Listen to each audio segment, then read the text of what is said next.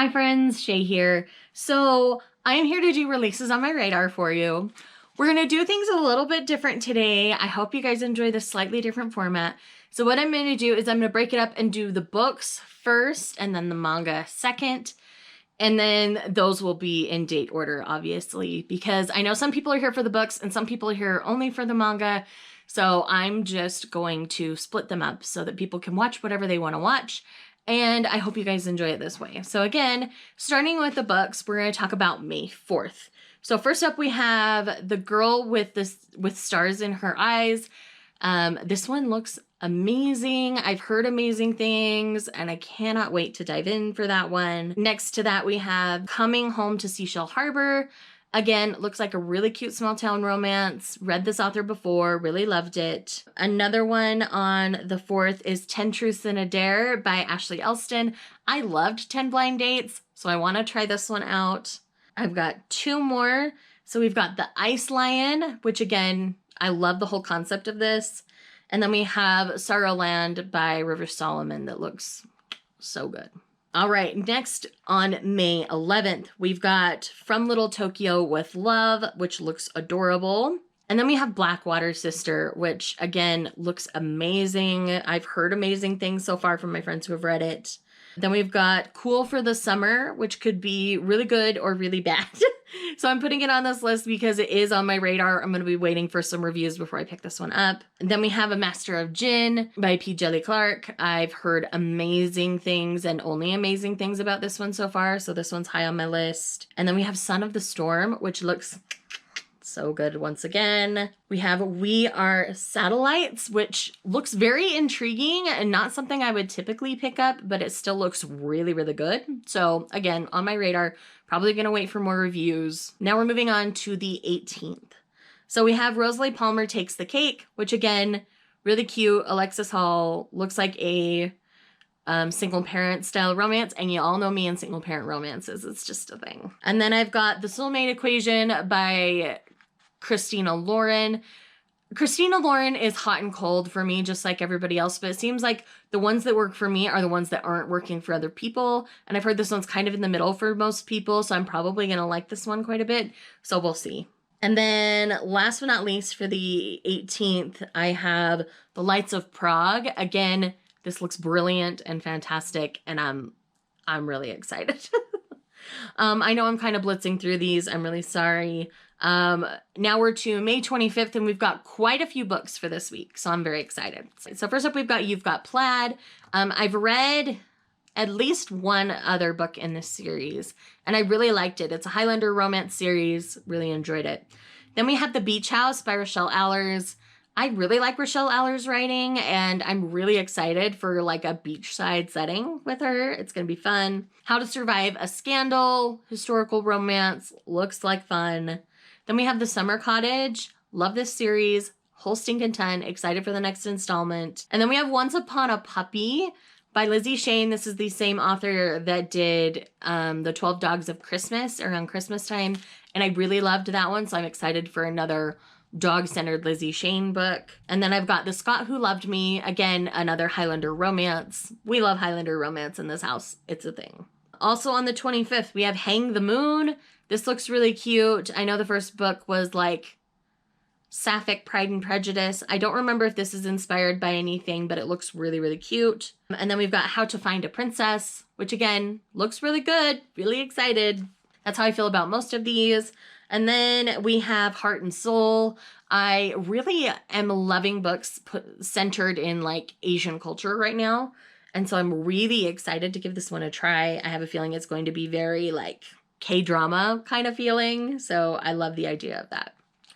And that is it for the books. Let's dive into the manga. Okay, so I'm actually refilming this manga portion because as I was pulling the images, I discovered that there were a lot of dates that had changed since I initially made my list. Some things got pushed back, some things got pushed forward. So I decided to just refilm this clip. Originally, I did it in date order like I did for the books, but this time we're just going to do it by publisher. I'm going to pull it straight from their website. So this is the most accurate information I can give you, and we'll move on from there. So starting with Viz, because that's one of the biggest publishers that I purchase from, We have, on the 4th, we have Daytime Shooting Star Volume 12, which is the final volume. And then we also have Shortcake Cake Volume 12, which again is another final volume. Then we have Haikyu Volume 44, which is the penultimate volume of Haikyu. I love Haikyu so much. Y'all know that, though. Then I've got Love Me, Love Me Not Volume 8. I've already read this in a recent NetGalley manga reading vlog. I'll leave it linked in the corner, whichever corner it belongs in. And we'll move from there. And then that same week, we also have Snow White with the Red Hair Volume 13, which was a fantastic volume. We're having a shift in this series, kind of entering another arc. Really excited for that. We have The King's Beast Volume 2. Again, I did talk about that in the NetGalley manga reading vlog. So good. And then we've got A Tropical Fish Yearns for Snow Volume 7. I did a try 3 on this series just recently. So again, that'll be linked in the corner. Really love it. Really excited. And we've got Fly Me to the Moon Volume 5 on the 11th that we're moving to the next week for Viz finally. And that's the only one for that week on Viz's site that I'm excited about. And then on the next week, the 18th, we've got Beastars Volume 12. Again, that's in the NetGalley manga reading vlog. But man, I love that series a whole lot. Y'all know. And it's just something I love. And that is it for Viz for me this month. There are a lot of other things. There's like some Black Clover and some other series like that. But those aren't really things I'm into. So I'm sorry, y'all. All right, let's move to Kodansha because they're probably the next one that I buy the most from. So we have Volume 2 of Araki Won't Be Tamed. I still haven't read Volume 1, but this seems like on pushing the edge of smutty for shoujo, so I'm really interested in it, especially from what I'm seeing of this cover. Lordy. And then we've got Eden Zero Volume 11 by Hiro Mashima. I tend to like Mashima for the most part. I'm hoping I get approved for the arc of With the Sheik in his Harem Volume 1, just because I think it's going to be wild and bonkers and I want to know about it. Then we've got Nina the Starry Bride Volume 2. I did read Volume 1 recently. Check out my 30 and 30 vlog for details on that one. Really enjoyed it. Kind of gives me Prince Freya vibes, just not as intense. So if you don't like the intensity of Prince Freya, you want something a little quieter, but a similar plot, Nina the Starry Bride is where you want to go. Then I'm also hoping to get approved for the arc of The Springtime of My Life Began With You. This looks like a really cute shoujo series. Really excited. Oh, by the way, this is all on the 11th, I should say. So Nina is where we start on the 11th. I'm sorry. The rest were May 4th. I'll try to have the dates still in here, guys. Sorry. Then I've got those Snow White Notes Volume 4. I still need to continue on with this series, as well as Yuzu the Pet Vet Volume 5. Volume 4 hasn't come in locally for me at all, so I'm probably just going to order it and Volume 5 at the same time. And that concludes everything for May 11th for Kodansha. Moving on to the 18th, we've got Blue Period Volume 3. Really excited to continue on with this series. Then we also have Lemuru Matsunaga-san Volume 6. This is an age gap romance. If you haven't heard me talk about it, it's really sweet. I really enjoy it. Then I've got Something's Wrong With Us Volume 6. Really excited to continue on with this series. The cliffhanger at the end of Volume 5 had my jaw literally on the floor, so I cannot wait to get my hands on Volume 6. Then we also got Those Not So Sweet Boys Volume 2. It had gotten pushed back. Originally, it was supposed to be in April, so I'm really excited we're still getting it in May. Got one more week for Kodansha, the 25th. We have And Yet You Are So Sweet Volume 2. I also read Volume 1 of this one recently. Really loved it. Definitely invested in this one. It's really pure and really cute. We also have Boys Run the Riot Volume 1 that week. And Boys Run the Riot is going to be one of the most powerful series of the year. I'm calling it right now. Like, this is going to be something that shakes the way we look at manga right now. And, oh, it's so good. Finally, for Kodansha on the 25th, we have those Snow White Notes Volume 5. This series seems to be releasing a volume about every 2 weeks. So if you like things that have a quicker release, those Snow White Notes is going to be a good one for you. I know there's also an anime out right now, I believe, of it. And I've really enjoyed the style of the art for this one. I do need to keep going, and I do intend to. All right. Moving on to Seven Seas. There aren't too many in this one. One of them I do have physically, so I'm just going to show you here. And that is Manly Appetites Minagishi Loves Otsu Volume 2. Because, yes, they had this out in the wild early and I picked it up and I'm so excited and so happy. I'm actually in the middle of reading it right now.